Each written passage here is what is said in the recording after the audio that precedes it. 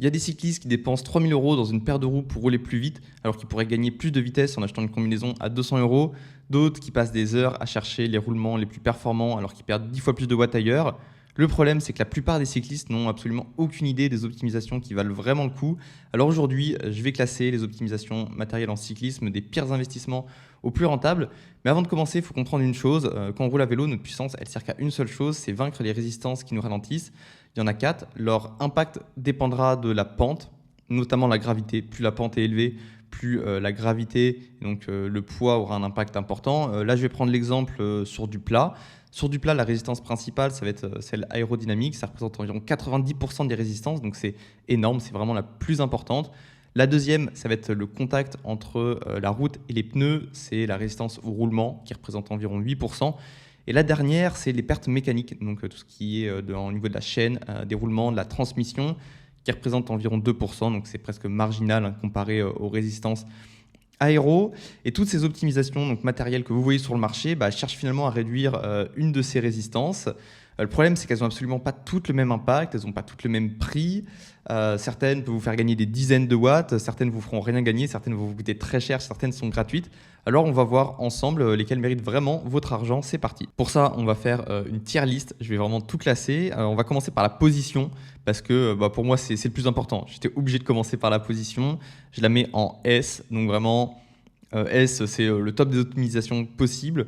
La position, on peut gagner des dizaines et des dizaines de watts et c'est gratuit. Moi, j'avais fait des tests, c'est une vidéo d'ailleurs qui est sur la chaîne YouTube, des tests aéro l'an dernier avec Aeroscale, donc vraiment des tests sur le terrain embarqués. C'est un super outil. Ils vendent maintenant un capteur vraiment qui mesure la résistance aéro. Ce qu'on avait mesuré en prenant donc une position de référence où j'avais les mains en haut en position assez neutre et classique, par rapport à position dans le creux du cintre, donc voilà, creux du cintre, comme si j'étais avant un sprint par exemple. Alors ça me coûtait 10 watts à 35 km/h et 12 watts à 40 km/h. Donc voilà, la position main dans le creux du cintre, c'est pas efficace du tout. Pourquoi ? Parce que ça va exposer plus nos bras, et nos bras, c'est vraiment pas aéro. En fait, un cylindre, il n'y a rien de pire en aéro. L'air, il va arriver directement sur le cylindre. Il va directement se séparer et créer une grosse zone de turbulence derrière le cylindre. Et c'est ça qui va nous ralentir. Je vais essayer de vous mettre une illustration des coefficients de traînée selon différentes formes et leur impact sur l'aéro, vous allez voir et vous comprendrez pourquoi un bras c'est pas du tout aéro. Et c'est des choses qu'on va chercher à optimiser, notamment avec le textile, on va en reparler, mais en ajoutant par exemple des stries sur les bras, ça va permettre à l'air de rester accroché plus longtemps et donc de se décrocher plus tard et de faire une zone de turbulence qui est plus faible, ce qui améliore notre coefficient de traînée et donc notre aéro, puisque la résistance aérodynamique, c'est assez simple finalement, c'est défini par une équation avec dedans plusieurs paramètres, dont la surface frontale. Ça, c'est le plus simple et le plus évident à comprendre. Plus l'objet ou la personne, ou voilà, en l'occurrence le cycliste, plus son vélo sont petits, plus ça roule vite, enfin moins il y a de résistance aéro du moins. Et il y aura aussi le coefficient de traînée qui va rentrer en compte, et ça va dépendre de la forme. Quelque chose qui est profilé sera plus aéro qu'une balle. Voilà, je vous mets l'illustration en même temps que je parle, comme ça vous comprenez peut-être un petit peu mieux. Et donc ce qui veut dire, d'un point de vue position, qu'on cherche à cacher le plus possible ces cylindres, donc les bras. Typiquement, il n'y a rien de pire, on veut essayer du coup de plier les coudes le plus possible. Et justement, quand on passe en position, comme j'ai mis là sur la tier list, en position coude plié, les mains posées sur les cocottes, là j'avais 23 watts de gain par rapport à la meilleure position, 30 watts à 40 km/h. Donc c'est énorme, on gagne 30 watts à 40 km/h entre la position la plus chill, main en haut, normale, pas une position qui était exagérée, vraiment une position normale que j'avais prise. Enfin, je vous invite à voir la vidéo de toute façon où j'explique un petit peu plus en détail le test. Voilà, on avait trouvé 30 watts, donc c'est énorme, c'est gratuit. Clairement, ça mérite sa place dans les meilleures optimisations possibles. Pour ça, il faut un bon bike fit, parce qu'il faut être capable de plier les coudes et de rester longtemps dans cette position sans bouger. Des fois, c'est un problème de stack. Souvent, c'est que vous avez un écart trop haut entre... votre guidon est trop bas, quoi, finalement. Vous devez le remonter. Alors, si c'est pas possible parce que vous avez coupé le pivot de fourche, par exemple, c'est embêtant parce que c'est clairement une des bonnes optimisations, c'est d'essayer d'être le plus haut possible. Maintenant, les vélos ont des stacks un peu plus hauts où ils ont, alors comme sur un Y1RS de Colnago ou le Factor ou le Cervelo S5, c'est des cintres papillons où en fait du coup ça va nous permettre d'avoir un plus gros stack et donc de devoir moins se baisser parce que plus on doit se baisser, plus c'est dur au niveau du dos et plus ça met aussi de poids sur l'avant, donc de pression et donc ça va nous fatiguer au niveau des bras, ça va être vraiment beaucoup plus dur. Donc n'essayez pas d'être le plus bas possible parce que alors ça aura un impact un petit peu sur la surface frontale. Peut-être que vous serez plus petit, plus ramassé si vous êtes le plus bas possible, mais encore faut-il déjà tenir la position parce que dès que vous vous relevez, finalement vous perdez tout. Et puis surtout en fait vous exposez complètement tous vos bras si vous êtes vraiment le plus bas possible. Vous ne pouvez pas fermer le buste et avoir les bras les moins exposés possibles, et notamment les biceps ou éventuellement les avant-bras si vraiment vous êtes bas et vous n'arrivez pas à plier les coudes. Et c'est l'exposition des bras qui aura vraiment un impact très très négatif sur l'aéro. J'espère que c'est clair pour vous. Si vous avez des questions, les commentaires sont faits pour ça. Je vais passer sur la seconde optimisation. Je vais prendre le casque. Le casque, je vais le mettre en B. Je vais le mettre en B, le casque, parce que ça peut coûter un petit peu de sous. En termes de valeur, qu'est-ce que j'avais mesuré? Moi, quand j'avais fait le test, j'avais mesuré 2 à 5 watts de gagné. En moyenne, ça va être ça, entre un casque aéré classique et un casque aéro. 40 km/h, c'est 2 à 5 watts, donc c'est quand même pas grand-chose, honnêtement. C'est pour ça que je le place en B. Quoi qu'il arrive, on a besoin d'un casque, en fait. Donc c'est pour ça que, à choisir, autant prendre un casque aéro directement, surtout que maintenant, ils sont assez bien aérés. Le casque, moi, j'ai ce modèle-là, le casque Utopia. J'ai jamais de souci avec la chaleur avec, donc tant qu'à faire, autant choisir ce type de casque-là. Mais si vous devez changer de casque, prenez une option aéro, mais ça peut être un certain investissement si vous n'avez pas besoin de casque maintenant. C'est pour ça que je le place en B. Après, quoi qu'il arrive, on a besoin d'un casque, donc tant qu'à faire, choisissez un casque aéro. Ensuite, je vais prendre le cadre aéro que là, je place en C. Pourquoi je le place en C, ce cadre aéro? Parce que ça coûte très cher. Vous allez gagner, évidemment, avec un bon cadre. Comparé à un vélo montagne, un vélo vraiment d'ancienne génération, il y a des vrais gains en aéro dessus. Cependant, ça coûte très cher. Là, le facteur, le cadre, je crois que c'est 8 000 euros. Donc voilà, si on remet par rapport au watts gagné, par rapport au prix, c'est un investissement qui doit arriver plus tard, une fois que vous avez déjà bien maîtrisé votre position, vos tenues, vos casques, etc. Enfin, toutes les autres choses, vous verrez à la fin dans la tier list. C'est pas la priorité. Seulement, pareil, à choisir, si vous devez changer de vélo, prenez une option aéro de préférence. Les vélos qui sortent du lot maintenant, c'est le Cervelo S5, le Colnago Y1 RS et le Factor One. C'est les 3 meilleurs vélos. Vraiment, c'est les vélos que j'ai à vous conseiller si vous devez changer. Moi, quand j'avais fait les tests avec Aeroscale, j'avais comparé mon Scott Foil et mon Scott Addict, donc un vélo plutôt montagne, un vélo plutôt aéro, et on avait trouvé 7 watts à 35 km/h et 10 watts à 40 km/h. Donc c'est pas négligeable. Ça, plus ça, plus ça, à la fin, ça peut faire 30-40 watts si on optimise notre position, notre tenue, etc. Mais le cadre aéro, c'est pas le plus rentable. Si on remet en watts gagnés par rapport au prix dépensé, c'est loin d'être le plus rentable. Ensuite, la chaîne. La chaîne, je vais la mettre en A. Il y a plusieurs choses à dire sur la chaîne. Déjà, une chaîne qui n'est pas usée, c'est la base, mais dès que la chaîne elle est usée, il y a beaucoup plus de friction parce qu'en fait, là où il y a de la friction dans une chaîne, c'est au niveau des maillons. Finalement, il y a un peu d'espace qui va se créer avec l'usure. Et donc, à chaque coup de pédale, notre chaîne elle va un peu s'étirer, elle va un peu bouger, quoi, finalement. Donc, il y a de la friction et de l'énergie qui est perdue à ce moment-là. Donc, ça, c'est basique, mais mesurez l'usure de votre chaîne et changez-la dès qu'elle commence à être trop usée. Avec les petits outils qui sont faits exprès. Généralement, au-delà de 50%, ça commence déjà à faire beaucoup. Il ne faut pas chercher à les pousser au maximum, vos chaînes. Sinon, après, vous allez devoir changer aussi vos pédaliers, vos cassettes quand vous allez repasser sur une chaîne neuve. Donc, il ne faut pas être trop radin sur les chaînes et pas essayer de les pousser trop loin. On peut aussi choisir un lubrifiant différent. Et là, moi, je suis en wax, par exemple, en cire chaude. Donc, c'est-à-dire que j'ai de la cire que je fais fondre et je trempe ma chaîne dedans. Donc, par immersion, c'est clairement la meilleure chose à faire. En termes de gain de watts, c'est pas énorme. En conditions sèches, comparé à de l'huile ou quoi, je pense qu'il y a vraiment très très très peu de gains. En conditions humides, mouillées, sales, oui, là je pense qu'il y a de gros gains parce qu'en fait avec l'huile, ça va accrocher toutes les saletés qui vont se coller à la chaîne et tout ça, ça fait plein de friction.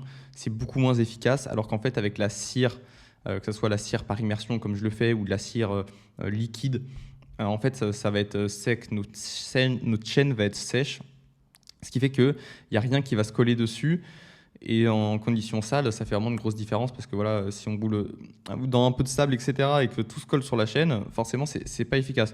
Donc, conditions sales, la wax sans aucun doute. Moi, je trouve qu'en plus, c'est extrêmement pratique. c'est un coup de main à prendre. Mais moi, je m'y suis bien fait. Voilà, ça dure assez longtemps, hein. Si vous voulez, en conditions sèches, moi, je peux pousser mes chaînes à l'entraînement plus de 1000 km. Je les rewax tous les 1000 km. Bah, ça va, c'est quand même pas trop compliqué. En termes de nettoyage de vélo, c'est beaucoup plus simple aussi parce que j'ai pas de saleté, j'ai pas de noir sur mon vélo. Donc je passe juste un coup de chiffon et il est propre, c'est super pratique. Votre matériel, il va aussi durer plus longtemps parce qu'il y a moins d'usure, il y a moins de friction avec la wax. Donc pas forcément vous faites durer plus longtemps tout votre matériel. Donc voilà, je pense que c'est vraiment un bon investissement. Pareil, comme le casque, quoi qu'il arrive, il en faut un casque. Donc essayez d'optimiser tant qu'à faire, ça coûte pas trop cher de passer à la wax. Il y a un petit investissement de départ, un investissement en temps aussi parce qu'il faut maîtriser un peu le truc, d'enlever sa chaîne, remettre sa chaîne, etc. Mais moi, je trouve que ça vaut le coup. Au pire des cas, mettez de la cire liquide. Sinon, si vous voulez pas faire vraiment en enlevant la chaîne, l'huile, c'est quand même plutôt à éviter en règle générale. Ensuite, la chape. Chape céramique et oversize, donc avec les galets plus gros. Ça, c'est en D. C'est en D parce que les gains sont quasiment nuls. Au mieux, vous avez 1 à 2 watts donc c'est en perte mécanique qui sont un petit peu moindres. Parce que le fait d'avoir des galets plus gros, il y a moins de friction de chaîne. La chaîne, elle est moins pliée. En fait, du coup, il y a moins de friction au niveau des maillons. C'est pour ça que dans le choix du plateau, par exemple, et des développements, généralement, c'est toujours plus smart d'avoir un plateau qui est plus gros plutôt que d'avoir des dents plus petites sur la cassette. Par exemple, je sais pas, 48-10, c'est beaucoup moins efficace. Enfin, beaucoup moins. On perd 1 ou 2 watts comparé à 52-11 sur le même développement. Là, je prends un truc au hasard, donc c'est peut-être pas exactement le même développement, mais dans l'idée, c'est ça. Vaut mieux maximiser le plateau à l'avant et parce que un 10, notamment sur une cassette, c'est vrai que c'est un peu moins efficace parce que la chaîne elle est plus pliée, donc il y a un petit peu plus de friction et donc ça marche aussi au niveau d'un dérailleur. Plus les galets sont petits, plus la chaîne va devoir être pliée, plus il y a de friction. Donc les dérailleurs récents généralement intègrent quand même de base des galets qui sont un petit peu plus gros. Donc voilà, ça vaut pas forcément le coup de changer, surtout que ça a un impact aussi aéro, d'avoir une plus grosse chape. Et puis ça coûte cher. Donc voilà, si c'est pour gagner au maximum 1 à 2 watts et mettre 600 euros, ça vaut quand même pas forcément le coup. C'est pour ça que je le mets en D et ça peut même avoir un impact négatif aussi selon la vitesse par rapport à l'aéro. Alors maintenant, ils font des chapes qui sont couvertes, donc c'est quand même mieux à choisir vraiment si vous voulez maximiser le truc. Oui, prenez une chape couverte, oversize. Vous allez probablement gagner 1 à 2 watts, mais c'est vraiment négligeable. Ensuite, le cintre aéro, ça je vais le mettre en S parce qu'il y a vraiment des gains assez importants, mine de rien. Il y a plusieurs choses à dire. Déjà, sur la largeur du cintre, on enlève 2 cm à 40 km/h, ça fait gagner 8 watts. C'est énorme. C'est pour ça que maintenant, il y a quand même une tendance depuis 4-5 ans, je dirais, à vraiment la réduction de la largeur des cintres. Maintenant, la norme, c'est aller 38, 40 au plus large, mais pas beaucoup plus. Donc voilà, essayez d'avoir le cintre le plus petit possible pour vous, celui avec lequel vous vous sentez à l'aise. Avoir aussi un cintre aéro plat, mine de rien, ça fait un peu de différence, ça, il me semble, par rapport à un cintre rond. C'était 1 à 2 watts à 40 km/h. Donc pareil, ça coûte, à part si vous devez racheter un cintre, mais sinon, prenez une option directement quand vous montez votre vélo avec un cintre aéro, ça ne changera pas grand-chose financièrement et ça vaut vraiment le coup. Pareil, ne pas mettre de ruban de cintre sur le haut du cintre, ça rajoute quelques... en tout, ça doit rajouter 1 à 2 cm. Ça compte, mine de rien, en surface frontale. Donc, c'est ces petits détails-là. Et vraiment, le haut du cintre, plus il est fin et même plus il est large, ça va impacter le coefficient de traînée. Donc, ça fait vraiment une forme profilée sur le cintre et ça sera beaucoup mieux. Ensuite, les jambes rasées, je vais le mettre en S. Les jambes rasées, c'est super, c'est super smart, ça coûte rien. Et là, vous pouvez gagner des vrais gains. C'est impressionnant, genre c'est 5 à 15 watts à 40 km/h quand même, en étant parfaitement rasé. Donc ça vaut le coup de se raser les jambes. Voilà, j'ai rien d'autre à dire. Ensuite, la pression des pneus, c'est en S aussi parce que ça coûte rien d'avoir la bonne pression des pneus. En fait, si vous êtes trop gonflé, si vous voulez vous gonfler à 8 bars pour rouler plus vite, ça marche pas. Il y a une pression optimale. C'est pas trop gonflé, c'est pas sous-gonflé non plus. Généralement, il vaut mieux être un poil sous-gonflé qu'un peu trop gonflé parce que si on est vraiment trop gonflé, en fait, on va beaucoup rebondir sur la route, sur toutes les aspérités, etc. Et là, on perd de l'énergie. Un pneu un poil sous-gonflé va bien absorber les vibrations et finalement, ça sera un peu plus efficace. Alors, pour ça, il y a des calculateurs en ligne, notamment celui de Silca, qui nous permet de calculer la pression optimale en fonction du type de route, du poids total, hein, donc poids du cycliste plus le poids du vélo, du type de pneumatique aussi, de la largeur du pneu. Tout ça, ça à prendre en compte et il y a vraiment une pression optimale qui existe. Ça coûte rien, donc prenez la bonne pression optimale. Ça serait bête de perdre des watts là-dessus. D'ailleurs, j'ai pris en illustration le petit gonfleur SIG+. Bah, ça, c'est vraiment bien. Ils me l'ont envoyé, j'avoue. Et j'ai un code pour vous si vous voulez en acheter un. Ça vaut vraiment le coup. Moi, j'ai ça dans la poche. C'est tout petit. J'ai ça dans la poche en cas de crevaison. Et même quand je suis en déplacement, finalement, je prends plus de pompe à pied parce que c'est vachement pas pratique. Donc, je prends ça et je gonfle mes pneus avec. Et c'est trop bien. Ça se branche en USB-C, ça se recharge du coup avec tous les autres chargeurs classiques. Ça me permet de contrôler facilement la pression vraiment avec une très bonne précision. Donc vraiment un achat qui vaut le coup. Si vous n'êtes pas encore passé, clairement, allez-y avec SIG+. J'ai un code pour vous, c'est le code Mathieu Lambert. Je vous le mets dans la description. Voilà, juste Mathieu Lambert, vous avez 5%. J'avoue que je touche aussi un pourcentage de commission sur chaque vente. Donc n'hésitez pas, achetez des petits gonfleurs SIG+, en vrai ça vaut le coup. Ensuite, c'est les pneus. Ça, c'est vraiment négligé. Alors que y a des gains énormes à prendre. Ça va en S, direct, sans hésiter. J'avais des données sur Bicycle Rolling Resistance, c'est un site en ligne, vraiment allez-y si vous voulez consulter les valeurs de vos pneus ou des nouveaux pneus, etc. Vous hésitez sur lequel acheter. Allez-y sur ce site, il y a vraiment des tests super fiables de résistance au roulement, résistance à la crevaison, grippe, etc. Et entre le moins bon et le meilleur, à 45 km/h, il y a 28 watts par paire, donc multiplié par 2. Voilà, si vous avez le pire du pire sur votre roue avant, votre roue arrière, et le meilleur du meilleur sur votre roue avant, votre roue arrière, à 45 km/h, il y aura 28 watts d'écart. Juste en changeant les pneus, donc c'est un investissement qui est ultra smart, ultra rentable. Ça vaut vraiment le coup. Moi, je vous conseille Grand Prix 5000. Franchement, c'est le meilleur compromis à avoir entre le grip, la résistance au roulement, la résistance à la crevaison. Vraiment, c'est des super pneus. Moi, je les achète en pneus normal, donc ça coûte pas trop cher en plus. Les versions tubeless sont quand même assez chères, mine de rien. Monter en chambre latex, pareil, chambre latex, c'est super efficace. Pneus plus chambre latex, c'est top. Chambre à air TPU, c'est un petit peu moins bien. Chambre à air butyle, c'est carrément moins bien. Je crois que c'est quand même 5 à 6 watts de différence avec une chambre à air butyle et une chambre à air latex. Donc pas d'hésitation aussi là-dessus. On prend une chambre à air latex. Boyau, ça se fait plus trop. Je recommande plus les boyaux. Et tubeless, c'est bien, mais attention quand même à la quantité de préventif que vous mettez dedans. Trop de préventif, ça va vraiment vous ralentir. J'avais quelques données là-dessus. 30 ml, c'est 1,5 watts de résistance en plus. Et 100 ml, c'est 5,5 watts à 45 km/h. Le mieux, c'est 30 ml. Voilà, faut pas dépasser 30 ml. C'est le meilleur compromis pour réparer les crevaisons et puis pour pas avoir trop de pertes de rendement. Mais ouais, moi je trouve que c'est un peu contraignant quand même les tubeless. Ça répare pas toujours. Si vous avez des tout petits trous, ça le fait. Mais si vous avez une vraie crevaison, des fois ça marche pas. Ça demande de l'entretien. Votre préventif peut sécher. Si c'est des roues courses par exemple que vous utilisez pas beaucoup, ça peut sécher. Donc faut bien contrôler tout ça. Sinon si ça sèche, vous avez juste de la masse en plus dans le pneu et ça c'est pas bon du tout pour le roulement. Donc ouais, franchement le mieux. Et en plus c'est plus cher. Donc clairement le mieux pour moi c'est chambre à air latex et pneu normal. Faites attention à l'usure de vos pneus aussi. Un pneu usé, là j'ai des données aussi, c'est 2 à 4 watts de perdu après 1000 km quand même. Donc c'est dommage de perdre des watts comme ça.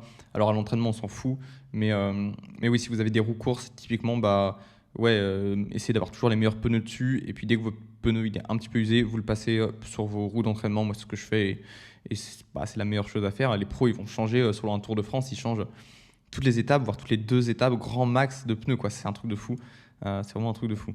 Et puis, choisissez le pneu à la bonne dimension. Un pneu trop large par rapport à votre jante, ça ne sera pas du tout aéro et vous pouvez perdre beaucoup à cause de ça, donc c'est dommage. Maintenant, les jantes modernes sont beaucoup plus larges, donc il faut mettre des pneus, généralement c'est 28. Moi, j'achète un Conti en 28, ma jante doit faire 30 mm de large et c'est parfait, vraiment, ça fit parfaitement sur la jante. Ça ne doit pas dépasser, il ne faut pas que ça soit plus petit que la jante non plus, mais l'idée c'est que vraiment ça soit bien intégré dans la jante, que ça soit presque une seule forme, une jante plutôt en U, et vraiment vous avez le combo parfait pour rouler vite. Si vous avez une jante en V, typiquement, c'est pas du tout aéro, ça fonctionnera moins bien. Les jantes bombées, en vrai, c'est encore même mieux. Ça, c'est quand en fait la roue elle va s'élargir un petit peu, donc là vous êtes sûr que votre pneu sera pas plus large Généralement, ouais, ça fait vraiment une forme bombée et puis à la fin, ça termine un peu en U comme ça. Enfin, ça, c'est vraiment les meilleures roues modernes maintenant sont sous cette forme. Ensuite, les chaussettes. Bah, les chaussettes, c'est S. C'est vachement rentable, hein. Pareil, j'avais fait des tests avec Aeroscale et j'avais trouvé pour les chaussettes 3 watts à 35 km/h, 6 watts à 40 km/h par rapport à des jambes qui étaient parfaitement rasées en plus. Si on a des jambes qui sont pas très bien rasées, le gain sera encore plus important. Donc ça vaut vraiment le coup.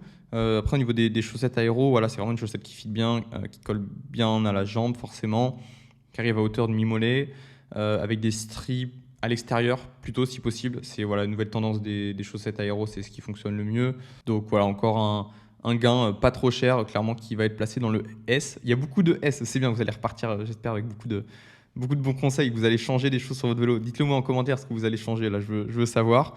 Ensuite, la combi. Combi, S ou A. Hmm, Ça peut coûter un peu de sous, mais en vrai, c'est un investissement qui est super rentable. Je vais mettre ça en S encore, je crois. Ça vaut vraiment le coup. Une tenue, en tout cas, au-delà d'une. Alors là, j'ai pris une combinaison, mais une tenue bien ajustée, avec des stries au niveau des bras, si possible, des stries vers l'extérieur, c'est ce qui fonctionnera le mieux. Et bah ouais, j'avais fait aussi des tests avec Aeroscale. Par rapport à une tenue de club random qui n'était pas dingue, j'avais gagné avec un cuissard maillot Castelli qui est vraiment au top du top, 8 watts à 35 km/h et 15 watts à 40 km/h. Et c'est vraiment ça change rien, quoi. Genre juste on a une bonne tenue et on gagne 15 watts à 40 km/h. Je trouve ça dingue, moi perso. Et imaginez, hein, si on cumule les 15 watts de la tenue, les 6 watts des chaussettes, les 10 watts des pneus, de la bonne pression, on gagne peut-être 4 watts. Là, on gagne aussi 10 watts parce qu'on s'est rasé les jambes. Là, on a gagné aussi 8 watts parce qu'on a enlevé 2 cm à notre cintre. En bref, vous commencez à comprendre qu'on peut avoir des gains qui sont énormes. On peut facilement aller chercher à 40 km/h 60-70 watts de gains sans souci, en optimisant tout. Ensuite, les roues aéro. Et bah, les roues aéro, je vais les mettre en C. J'hésitais avec le D, mais en fait, il y a quand même des gains avec les roues aéro, hein, c'est pas négligeable. C'est comme les cadres, quoi. Ça coûte juste cher pour ce que c'est. On va gagner, pareil, j'avais mesuré, ouais, c'est du 7 watts à 40 km/h au mieux, entre vraiment des toutes petites roues et des super roues aéro. Donc c'est rien, hein, 7 watts, enfin c'est rien. Comparé au reste, c'est pas grand chose, surtout si on met 3 000 euros dedans. 3 000 euros pour 7 watts, ça vaut pas forcément le coup. Voilà, je vous ai expliqué, hein, le lien important, hein, quand même, entre le combo jante-pneu qui va être vraiment super important. Ensuite, roulement céramique, D, ouais, c'est très négligeable. On peut gagner 1 à 2 watts si on met des roulements céramiques au niveau du pédalier, par exemple. Mais, et encore, c'est vraiment négligeable. Les roulements céramiques, ça a surtout été construit pour l'automobile, pour l'aviation. C'est plus dur, c'est plus léger, c'est plus résistant à la chaleur.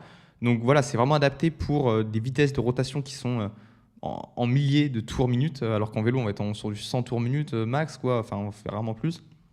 Donc ça vaut pas le coup. Et là, c'est les vis titane. Tout ce qui est optimisation du poids, globalement, on va le rentrer là-dedans. Ça vaut pas le coup. Vraiment, ça coûte cher pour rien. Bah, je vais vous donner des exemples, hein, ça sera plus parlant. Sur le plat, bah, déjà l'impact il est nul, hein, du poids, donc on oublie le gain sur le plat, et en vélo on coule quand même souvent sur du plat ou des parties descendantes.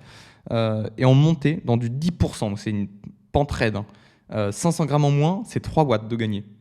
500 grammes en moins, déjà, ça peut nous coûter cher, hein, si on choisit ouais, les vis titane, une meilleure potence, une tige de selle light, des porte-bidons light, pédalier plus light, etc. Pour 500 grammes, ça peut nous coûter très très cher. Pour gagner seulement 3 watts dans du 10%, et peut-être en perdre, si par exemple on fait le choix d'un vélo de montagne ou des roues de montagne pour gagner 500 watts, et que pour gagner 500 grammes et que ça nous permet seulement de gagner 3 watts dans du 10%, c'est pas rentable du tout parce que ça se trouve, on va reperdre 40 watts sur du plat, tu vois, donc ça vaut vraiment pas le coup. 3 kilos, c'est 10 watts dans du 10%. Donc 3 kilos, ça commence à être intéressant, mais bon, pour perdre 3 kilos, généralement, c'est pas avec l'optimisation du matériel. Et 10 kilos, c'est 30 watts dans du 10%. Donc effectivement, ouais, 10 kilos, 30 watts, oui, là, on prend clairement, mais on perd pas 10 kilos en changeant de vélo. Ça va plus être sur le cycliste qu'on va gagner 10 kilos. Donc voilà, c'est pour ça que tout ce qui est optimisation du poids, je le mets en D. Et puis, dernière optimisation, Ça, je vais le mettre en S. C'est quoi? C'est CoachBuy. C'est l'application de coaching que j'ai développée avec Kevin Yvain. En fait, c'est avec ma méthodologie d'entraînement que j'ai développée avec mes années d'expérience en tant qu'entraîneur et c'est moi qui m'entraîne en tant que cycliste élite. J'ai appris plein de choses. J'ai créé une grosse bibliothèque de séances. J'ai vraiment codifié ma méthodologie et tout ça à l'aide d'agents IA. On arrive à vous entraîner en fonction de vos objectifs, vos disponibilités. L'IA va prendre tout ça, elle va prendre ma méthodologie, mes séances et elle va tout connecter pour vous construire un plan adapté à vous. En plus, on a plein d'outils d'analyse parce que donc, Kevin, avec qui je fais ça, il est data analyst dans l'équipe Red Bull Bora, donc dans le World Tour. Il a été aussi chez Ineos. Il a plein d'outils d'analyse qu'il a pu ajouter à la plateforme. Donc vraiment, ça va super loin dans l'analyse de la charge d'entraînement, de la récupération, des valeurs de sommeil, de variabilité de fréquence cardiaque, etc. C'est super puissant. Le lien est dans la description si ça vous intéresse. Je le mets en S. Alors, c'est pas une optimisation matérielle, mais clairement, ça vaut le coup parce que pour progresser, finalement, c'est quand même le cycliste qui va devoir gagner des watts. Et pour ça, il faut un bon entraînement. Voilà, j'espère que cette vidéo vous a plu, que vous avez appris plein de choses. Mettez-moi en commentaire ce que vous avez appris, les changements que vous allez faire. Et puis, abonnez-vous pour voir d'autres vidéos de ce style.